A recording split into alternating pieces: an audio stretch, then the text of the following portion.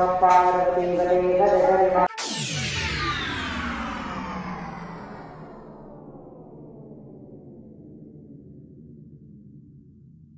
Friends, welcome back to my channel Bangamala lifestyle. আমার চ্যানেলে সব বন্ধুদের স্বাগত। তো আজকে দেখো আমি আবার চলে এসেছি নাসিক রোড স্টেশনে।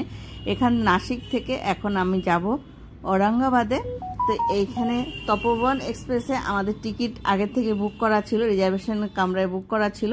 সেখান থেকে আমরা যাব ঔরঙ্গাবাদে। তো ট্রেন আমাদের চলে এসেছে। ট্রেনের রাইট টাইম হলো 9টা বাজতে 5-এ, কিন্তু 5 মিনিট 10 মিনিট মতো লেটে এসছে। তা আমাদের সিট তোমরা দেখতেই পাচ্ছ যে ট্রেনটা ভেতরে। তো এইখান থেকে আমরা এবার চলে যাব ঔরঙ্গাবাদে ঘৃষ্ণেশ্বর মহাদেবকে দেখার জন্য।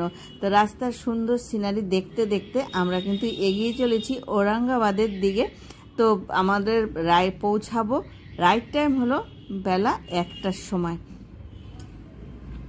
এই নাসিক রোড থেকে ঔরঙ্গাবাদ স্টেশনের দূরত্ব 170 কিলোমিটার। এটা যেতে সময় লাগবে প্রায় 4 ঘন্টা। তো আমরা কিন্তু মহারাষ্ট্রে এসেছি। মহারাষ্ট্রের 3টে জ্যোতির্লিঙ্গ একসাথে কমপ্লিট করব দেখে।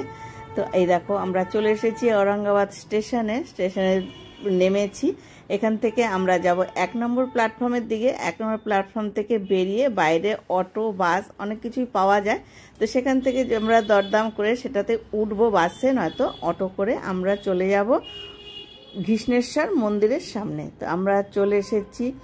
এই দেখো ঔরঙ্গাবাদের বাইরে 1 নম্বর প্ল্যাটফর্মের বাইরে চলে এসেছি। এটা ঔরঙ্গাবাদ স্টেশনের বাইরেটা দেখো, খুবই সুন্দর লাগছে দেখতে। তো এইখান থেকে আমরা একটা অটো ভাড়া করেছি, মানে অটোওয়ালারা স্টেশনের ভেতরেই চলে যায় প্ল্যাটফর্মের ভেতরে। সেখান থেকে দরদাম করে ঠিকঠাক করে আমরা এই যে বাইরে এসে অটোতে উঠেছি।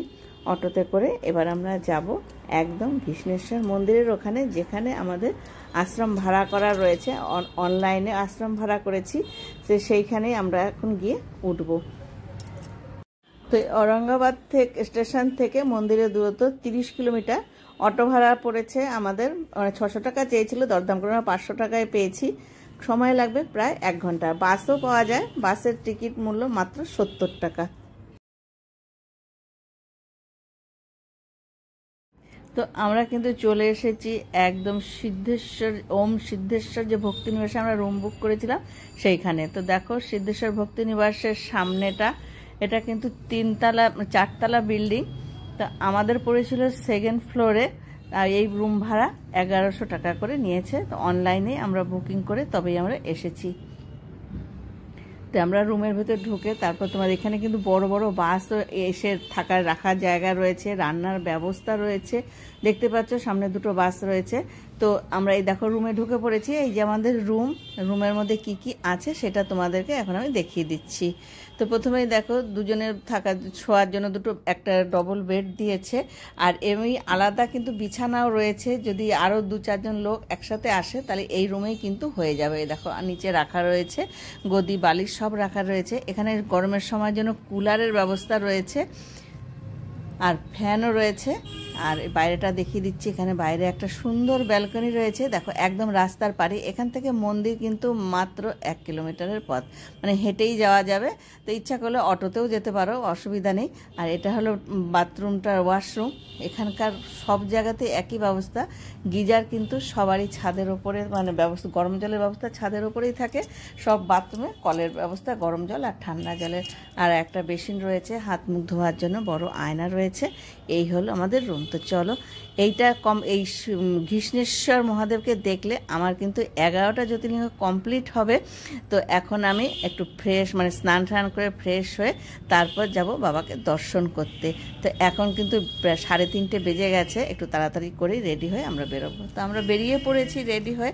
এটা হলো মন্দিরে যাওয়ার রাস্তা। মন্দিরের মানে ঢোকার মুখেই দুধারে রয়েছে পুজোর সামগ্রী, ফুলের ডালা সব রয়েছে। তো ফুলের ডালা কেনার সময় কিন্তু খুব সাবধান। প্রথমেই ওরা কিন্তু বলবে মাত্র 20 টাকা। তারপর 20 টাকা দিয়ে যখন ডালাটা হাতে নেওয়া হবে তখন কিন্তু তার মধ্যে আরও অনেক কিছু দিয়ে টিয়ে মোটামুটি 100 টাকার একটা ডালা তৈরি করে দেবে। তো সেটা ভালো করে দেখে শুনে তারপরে কিন্তু ডালাটা নেবে। তো আমরা চলে এসেছি একদম মন্দিরের গেটের মুখে। বাইরে রয়েছে জুতো রাখার সেলফ, ওখানে জুতো রেখে তারপর কিন্তু আমরা মন্দিরের ভেতরে এই যে ঢুকবো। এটাই হলো মেন গেট। তো তো আমরাও এখানে লাইন দিয়ে মন্দিরের ভেতরে, এই যে মন্দিরের ভেতরে এখন আমি প্রবেশ করব। মানে মন্দিরের ভেতরে অনেক লাইন রয়েছে, দেখতে পাচ্ছ মোটামুটি বেশ ভালোই ভিড় রয়েছে, স্টিলের ব্যারিকেড করা রয়েছে। এইখান দিয়ে লাইন দিয়েই ভেতরে ঢুকতে হবে। আর তো এই ঘৃষ্ণেশ্বর মহাদেবকে দেখতে হলে বা বাবার মাথায় জল ঢালতে হলে এখানে কিন্তু কোনো স্পেশাল টিকিটের ব্যবস্থা নেই। সবাইকে একইভাবে লাইন দিয়ে, মানে নর্মাল লাইন দিয়েই কিন্তু ঠাকুর দর্শন করতে হবে। বর্তমানে এই মন্দিরটি অষ্টাদশ শতাব্দীতে নির্মিত। মন্দিরের রক্ষিত শিলালিপিটি এখনকার পর্যটকদের কাছে বিশেষ আকর্ষণীয় হয়ে উঠেছে। লাল পাথরের তৈরি এই মন্দিরটিতে 5টি চূড়া রয়েছে। মন্দিরের গায়ে বিভিন্ন দেবদেবীর মূর্তিও খোদাই করা রয়েছে। হোলকার রাজবংশের একজন শক্তিশালী শাসক অহল্যাবাই 18 শতকে এই মন্দিরটি তৈরি করেন। প্রাচীন মন্দিরটি 13 শতকের আগে নির্মিত বলে বিশ্বাস করা হয়। মুঘল সাম্রাজ্যের সময় এই মন্দির সংলগ্ন অঞ্চলটি দখল করে নেওয়া হয়। মন্দিরটি 13তম এবং 14তম শতকের মধ্যে ধ্বংস হয়েছিল। ভেরুলের প্রধান ছত্রপতি শিবাজির পিতামহ মালোজি ভোসলে এই এক গুপ্তধন খুঁজে পেয়েছিলেন, যা তিনি মন্দিরের পুনর্নির্মাণে ব্যয় করেন। 16 শতকের পরে মুঘলদের দ্বারা আবার এই মন্দিরটি ক্ষতিগ্রস্ত হয়। 1680 এবং 1707 সালে আবার পুনর্নির্মাণের প্রয়োজন হয়। 18 শতকের শেষবারের মতো ইন্দোরের রানী অহল্যাবাই পুনর্নির্মাণ করেন, যা আজও দেখা যায়। তো দেখো আমরা ভেতর থেকে মন্দিরের ঠাকুর দর্শন করে, ঘৃষ্ণেশ্বর মহাদেবকে দর্শন করে বাইরে বেরিয়ে এসেছি। আর এই যে মন্দির খুব সুন্দর দেখতে, আর ভেতরে ঠাকুরও কিন্তু আমরা বেশ ভালোভাবেই দেখেছি, যদিও বা একটু ভিড় ছিল, যা কোনো অসুবিধা হয়নি, দেখে আমরা বাইরে এসেছি। তো আমরা মন্দিরে পুজো দিয়ে ঠাকুর দর্শন করে চলে এসেছি হোটেলে একটু খাবো দেখে। তো একদম মন্দিরের মানে রাস্তার পাশেই রয়েছে বেশ বড় বড় খাওয়ার হোটেল, যে কোনো হোটেলে খেয়ে নিতেই পারো। তো আমরা ঢুকেছি এখানে একটা হোটেলে। তো আমরা কিন্তু দুপুরে ভাত নিইনি, যেহেতু বিকেল হয়ে গেছে। রুটি নিয়েছি আর ডাল মাখানি নিয়েছি, তার সাথে স্যালাডও দিয়েছে আর দই নিয়েছি। তো এইটাই আমরা আজকে দুপুরবেলা খেয়ে নেব। তো আমরা আবার পরের দিন সকালবেলা খুব সকাল সকাল চলে এসেছি আবার মন্দিরে, মানে ভোরের বেলা ঠাকুর দর্শন করব দেখে। তো ভোরবেলা কিন্তু দেখতে পাচ্ছ লাইনে একদম লোক নেই, একদম ফাঁকা। আর মন্দিরের ভেতরে ঢুকেও আমরা খুব ভালো করে ঠাকুরকে আবার দর্শন করেছি। দর্শন করে বাইরে আমরা বেরিয়ে এসেছি। তো তোমরা পারলে কিন্তু এই সকালবেলাটাই ঠাকুরটা দর্শন করার চেষ্টা করবে। মানে এত ফাঁকা যে মানে বাবার মাথায় ভালো করে জলও ঢালা যায়, বেশ সুন্দর করে দেখা যায়, কোনো ভিড়ের ব্যাপার নেই। তা আবার আমরা সন্ধ্যের সময় চলে এসেছি সন্ধ্যা আরতি দেখবো দেখে। এখন কিন্তু আমি মন্দিরের ভেতরেই, মন্দিরের যেখানে নন্দী বসানো রয়েছে তার বাইরে থেকে ফটোটা এখানে তোলা হয়েছে। তো মন্দিরের ভেতরে ফটো তোলা একদম বারণ, মানে ফোন নিয়ে যাওয়া যায় কিন্তু ফটো তোলাটা একদম বারণ। তো মন্দিরের ভেতরে, গর্ভগৃহের ভেতরে আমরা কোনো ফটো তুলতে পারিনি, তার জন্য তোমার দেখাতে পারলাম না। তো আবার বাইরে এসেছি দেখে। এই বিকেলবেলাও কিন্তু আমি এক ঝুড়ি ফুল নিয়ে মন্দিরের ভেতরে ঢুকেছিলাম। আর তোমাদের দাদাভাইকে দেখতে পাচ্ছ খালি গায়ে দাঁড়িয়ে আছে। তো এইখানে মন্দিরের ভেতরে মানে ছেলেদের ঢুকতে হলে প্যান্ট আর ওপরটা পুরো খালি গায়ে ঢুকতে হয়। সেই জন্য তোমাদের দাদা খালি গায়ে দাঁড়িয়ে আছে, যে মন্দিরের ভেতরে ঢুকে বেরিয়ে এসছি, এবার জামা কাপড় পরে নেবে। তো আমরা দেখবো এবার আরতি। তো আরতি ভেতরে বসে দেখার মতন খুব একটা জায়গা নেই, খুব অল্প সামান্য জায়গা, সব লোককে ঢুকতেও দেয় না। তো বড় জায়ান্ট স্ক্রিন লাগানো রয়েছে, সেখানে বসেই কিন্তু আমরা আরতিটা দর্শন করছি। তো তোমরা আমাদের সাথে সাথে আরতিটা দর্শন করে নাও। প্রথমে ঠাকুরকে জল দিয়ে দুধ দিয়ে মানে স্নান করানো হচ্ছে, তা হওয়ার পরে তারপরে আরতি শুরু হবে।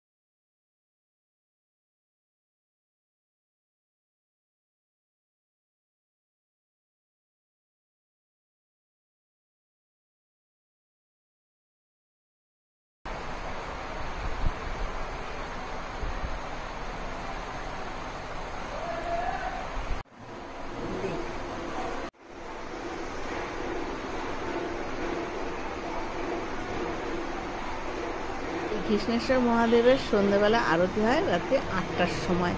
তো আমাদের মন্দিরের সব কিছু দর্শন হয়ে গেছে, এবার আমরা আবার হোটেলে ফিরে যাব। তো আজকের মতন আমার এই মন্দির কৃষ্ণেশ্বর মহাদেবের মন্দিরের ভিডিওটা এখানেই শেষ করছি। তো তোমাদের যদি ভালো লেগে থাকে তো একটা ছোট্ট লাইক করে দিও, আর কমেন্ট বক্সে জানিও যে তোমাদের কেমন লাগলো। আর আমার নতুন বন্ধু যারা আমার এই ভিডিওটা এখন দেখছো, আমার চ্যানেলটা এখনও সাবস্ক্রাইব করোনি, তারা তাড়াতাড়ি সাবস্ক্রাইব করে দিও, আর পাশে থাকা বেল বাজিয়ে দিয়ে অল করে দিও। এরপর আগামী দিনে আসবে এখানকার যে সাইট সিন রয়েছে কৃষ্ণেশ্বর মন্দিরের, এই সাইট সিনটা সেটা সম্পূর্ণ আমরা এখানে দেখাবো। তো আজকের মতো টাটা।